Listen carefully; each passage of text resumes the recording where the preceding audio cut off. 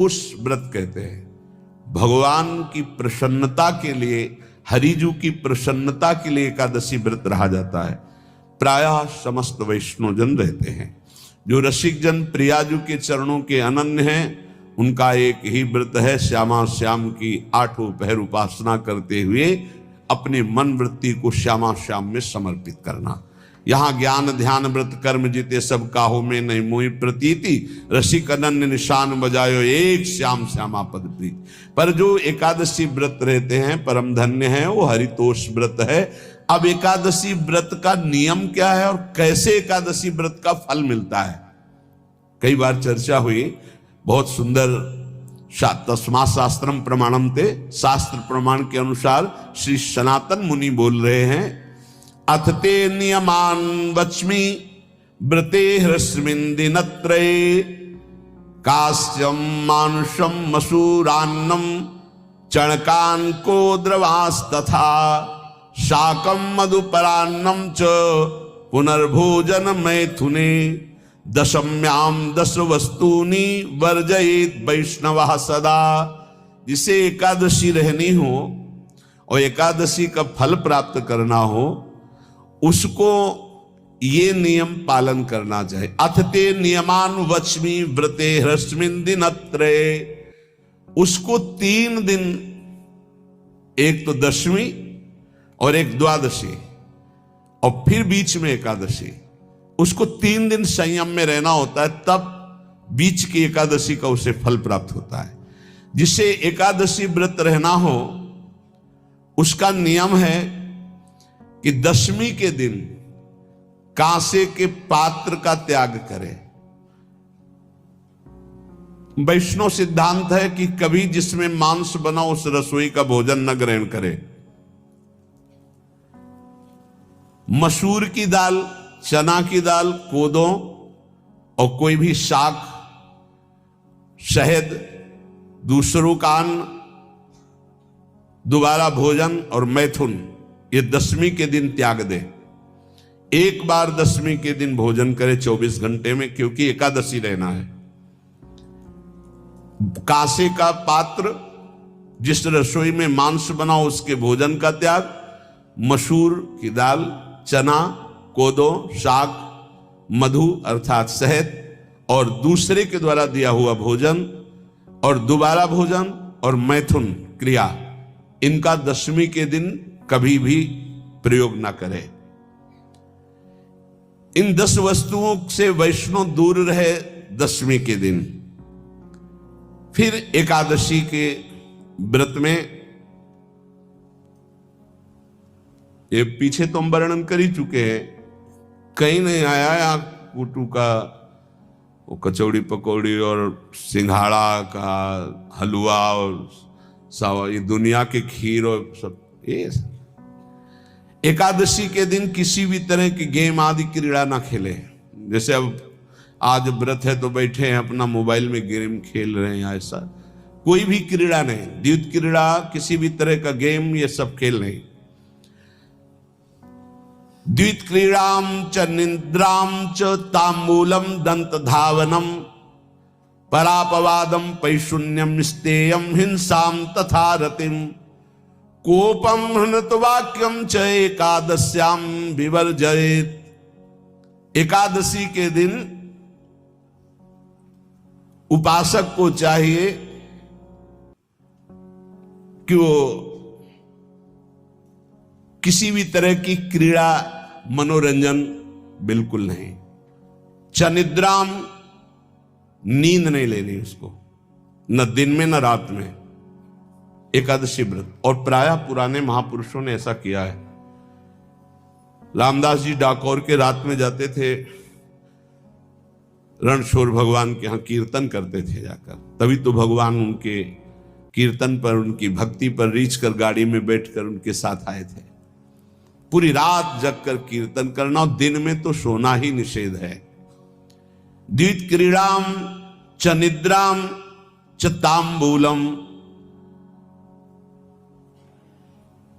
पान खाना निषेध है एकादशी को, बिल्कुल नहीं, जो व्रत रह रहे हैं। और दंत धावनम, वृक्ष से तोड़कर जो दतून की जाती एकादशी के दिन है। परापवादम, दूसरे की निंदा करना, चर्चा करना नहीं, अर्थात अधिकतर मौन व्रत धारण करे एकादशी के दिन।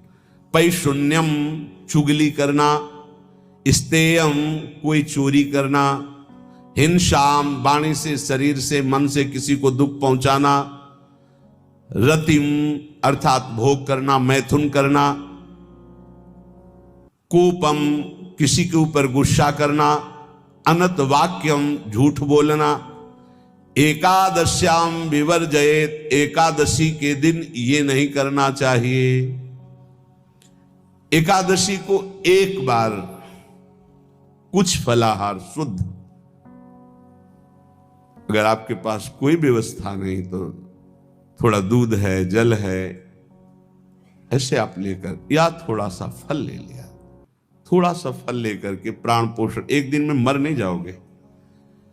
कितने तो निर्जला एकादशी रहते हैं, हर एकादशी निर्जला। पूज्य श्री मथुरादास जी निर्जला ही रहते थे हर एकादशी।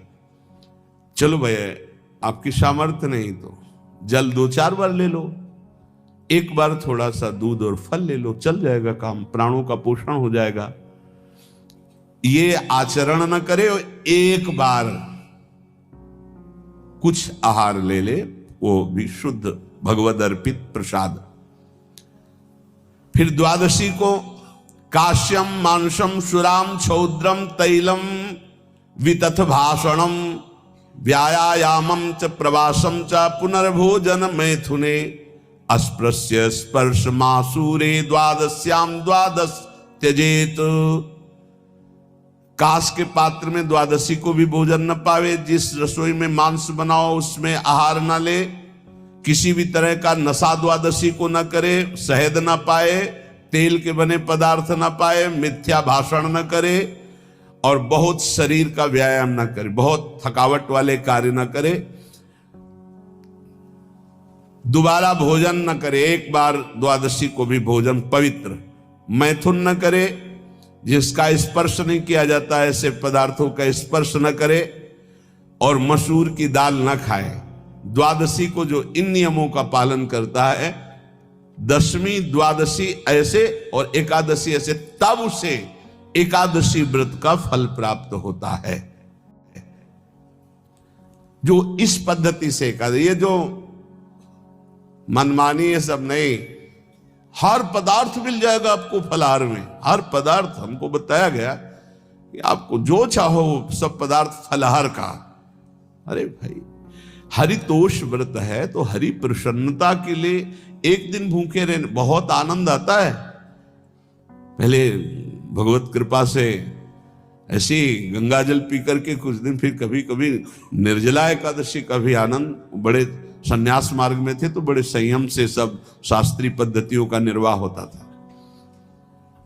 उपासक को चाहिए कि इन नियमों से व्रत का अनुष्ठान करे, मनमानी आचरण न करे। सबसे प्रार्थना जो एकादशी रहते हो, हरितोष व्रत इसे कहते हैं, भगवान की प्रसन्नता के लिए रहा जाता है, रहना चाहिए। जो अपनी आचार्य परंपरा में हैं, जैसे जिनका सिद्धांत है, पर रहने का सिद्धांत ये श्री सनत कुमार जी वर्णन, श्री सनक जी महाराज, ये सनत कुमार जी वर्णन की। सनक जी महाराज कह रहे हैं, यदि भगवान का आश्रय नहीं, सत्संग नहीं है, तो इन 4 में से एक हो तो नाश कर देता, फिर चारों हो तो सर्वनाश हो जाता है। यौवनम धन संपत्ति प्रभुत्व विवेकता एकैपमप्यनर्थाय किमु यत्र चतुष्टयम। यदि सत्संग नहीं है, यदि भगवद आश्रय नहीं है, और खूब धन हो, जवान अवस्था हो, और बढ़िया पद मिला हो, प्रभुत्व चलता हो, और अज्ञान हो, फिर क्या कह रहा है? बोले ये चारों जहां मौजूद होते हैं वहां सर्वनाश का खेल शुरू हो जाता है। अगर इनमें से एक हो तो सर्वनाश करने में पर्याप्त है, और अगर चारों हो तो फिर क्या कहना है? यौवनम, जवान हो, धन संपत्ति, खूब रुपया पैसा हो, प्रभुत्व, कोई पद हो, कोई अधिकार हो बड़ा, फिर अविवेकता और अज्ञानी हो तो बोले एक नाश कर देगा, फिर चारों तो नाश ही कर देंगे। और अगर सत्संगी है तो ये चारों महान कार्य कर देंगे। क्या यौवनम, जवान है, खूब दूसरों की सेवा, मेहनत पूर्वक धन संपत्ति कमाकर माता पिता की सेवा, परिवार की सेवा। हे ये माता पिता, हमारा वेद कहता है मातृ देवो भव, तैत्तरीयोपनिषद, मातृ देवो भव, पितृ देवो भव, आचार्य देवो भव, अतिथि देवो भव, यान्य नवद्यानि कर्माणि तानि सेवितव्यानि नो इतराणि, यान्यस्माकः सुचरितानि तानि तोयोपास्यानि नो इतराणि, ये के चास्माच्छेयाः सुब्राह्मणाः तेषां त्वया स्नेन प्रश्वसितव्यं, श्रद्धया देयं अश्रद्धया देयं, श्रिया देयं ह्रिया देयं भिया देयं संविदा देयं। वेद कहता है मातृदेवो भव, माता साक्षात हमारी भगवान है।